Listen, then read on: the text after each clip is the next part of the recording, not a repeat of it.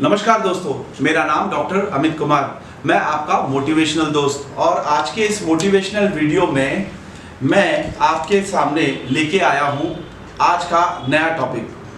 विचारों को हम हमारे दिमाग पर कितना डिपेंड करें, कितना सोचें, कितना हमने सोचना चाहिए, ये चीज़ों के बारे में चले कि विचारों का हमारे जीवन पे कितना प्रभाव होना चाहिए और हमने विचारों को कहाँ तक, कब तक उसको हमारे साथ रखने चाहिए।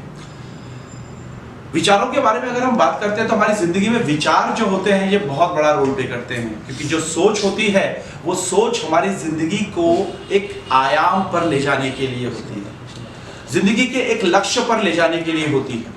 और सोच के बिना हम हमारे जिंदगी में किसी भी चीज को अचीव या परफॉर्म नहीं कर पाते। सोच हमारी जैसी होती है हम वैसे ही उस चीज को परफॉर्म करते हैं। कोई भी चीज जीवन में छोटी या बड़ी नहीं होती, हर चीज का अपनी अपनी जगह बहुत महत्व होता है। और बहुत सारे समय ऐसी भी चीजें हमने देखी है कि हम उस चीज को महत्वहीन, गुणहीन या तुच्छ ऐसा समझ लेते हैं, किंतु वो चीज होती है भावार्थ में बहुत ज्यादा। अगर मैं आपको एक उदाहरण के माध्यम से चीजों को समझाऊं तो एक उदाहरण देता हूं। अगर आप किसी 5 किलो के लोहे को अपने हाथ में पकड़ लें तो आप उसे कितने देर पकड़ सकते हैं? आप उसे शायद 15 मिनट, 20 मिनट, किंतु 15-20 मिनट के बाद वो जो लोहा है जिसे आपने अपने हाथों में पकड़ के रखा है, वो 5 किलो का लोहा आपको ऐसा महसूस कराएगा कि जिससे आपको ऐसा लगेगा कि आपके हाथ टूटकर अलग हो जाएंगे। आपको ऐसा महसूस होगा कि वो जो लोहा है वो 500 किलो का है। लेकिन वही लोहा जब आपने 2 मिनट, 4 मिनट या 30 सेकंड के लिए पकड़ा था, तब उसका जो वेट था वो वेट आपके लिए न के बराबर था और उसे आपने आसानी से पकड़ लिया था। इस कहानी और इस चीजों को, भावार्थ को समझाने का उद्देश्य और बतलाने का उद्देश्य सिर्फ इतना ही है, जब हम किसी बात, किसी के द्वारा कहे गए कुछ अपशब्द, किसी के द्वारा प्रकट किए गए विचार और किसी के द्वारा बतलाए गए थॉट्स को जब हम हमारे दिल पर लगाते हैं तो ये हम पर डिपेंड होता है कि हम उसे कब तक, कहां तक और कैसे उसको कैरी ऑन करें, कब तक अपने साथ रखें। या तो हम उसको वहीं सुनकर वहीं छोड़ दें, या फिर जैसे मैंने लोहे का एग्जांपल दिया था कि आप उसको अपने दिमाग में जन्म जन्मांतर तक लेके चलें। अगर मैं उसको वहीं छोड़ देता हूं तो उसका रिजल्ट मुझे क्या मिलेगा? उसका रिजल्ट ये मिलेगा कि मैं उस चीज के और उस भाव के और उस थॉट के बारे में सोचना खत्म कर दूंगा और मैं नई चीजों के ऊपर में मूव ऑन कर दूंगा। लेकिन अगर मैं उसी चीज को लेके चल रहा हूं तो शायद मैं नई चीजों को परफॉर्म कर पाने में उतना समर्थ नहीं रह पाऊंगा, क्योंकि मेरे दिमाग में पिछली जो चीजें हैं वो घर कर गई हैं और वो चल रही हैं।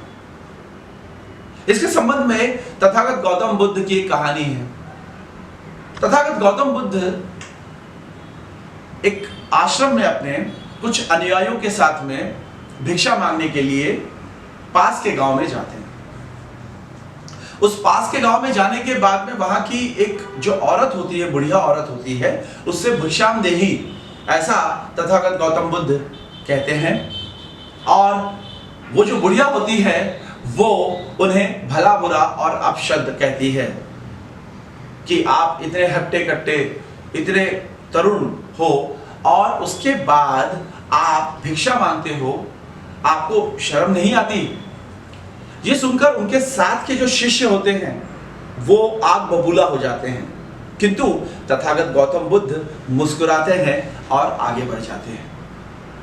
अब यहाँ उनके जो शिष्य हैं उनके दिमाग में बार बार वही चीजें चलती है कि उस वृद्ध महिला ने हमारे गुरु को इतना सब कुछ कह दिया और हमारे गुरु ने कुछ कहा ही नहीं, और वो चीजें उनके दिमाग में कौंधती रहती है।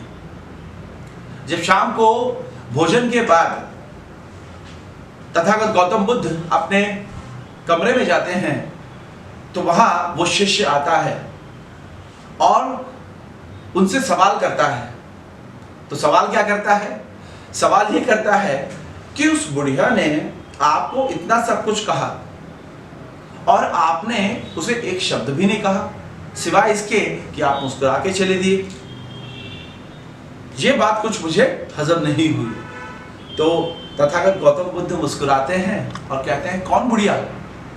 वो कहते हैं, जब हम दोपहर में गए थे, जिससे मिले थे। तो उन्होंने कहा, अच्छा वो उसकी बात कर रहे हो, उसको तो मैं वही छोड़ आया और तुम उसको उस गांव से लेकर इस आश्रम तक ले आए और अभी भी वो तुम्हारे साथ है, किंतु मैंने उसे वही छोड़ दिया है।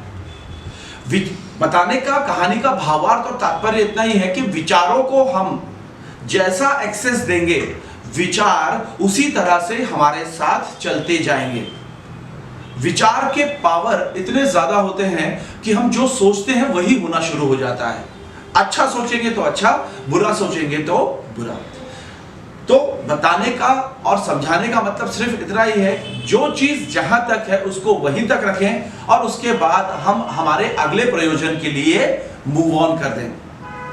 जिसका फायदा यह होगा कि हम हमारे लाइफ में अगर हमें कोई लक्ष्य हासिल करना है तो आलोचनाएं तो होंगी, निंदा तो होगी, लोग गालियां देंगे, लोग आपको भला बुरा कहेंगे, आपके रिश्तेदार आपको कोसेंगे। किंतु अगर आपका एम डिसाइडेड है, आपका लक्ष्य डिसाइडेड है और आपको पता है कि मुझे वो लक्ष्य पे पहुंचना है, तो उनकी जो भी बातें हैं उनको आप नजरअंदाज करके आप आगे बढ़े। जैसे हाथी होता है, वो अपनी मस्तानी चाल छोड़ता नहीं है, वो बढ़िया मजे लेते हुए चलता है, चाहे रास्ते में कितने भी कुत्ते भौंकते रहें, वो उन चीजों का किसी भी तरह से कॉग्निजेंस नहीं लेता है। तो इसी तरह से स्टूडेंट्स ने भी अपने लाइफ में इन चीजों को अडॉप्ट करना चाहिए। तो आज की स्टोरी में बस इतना ही। हम मिलेंगे किसी और वीडियो में किसी और दिन। मुझे आप आज्ञा दीजिए। आपका अपना डॉक्टर अमित कुमार। नमस्कार।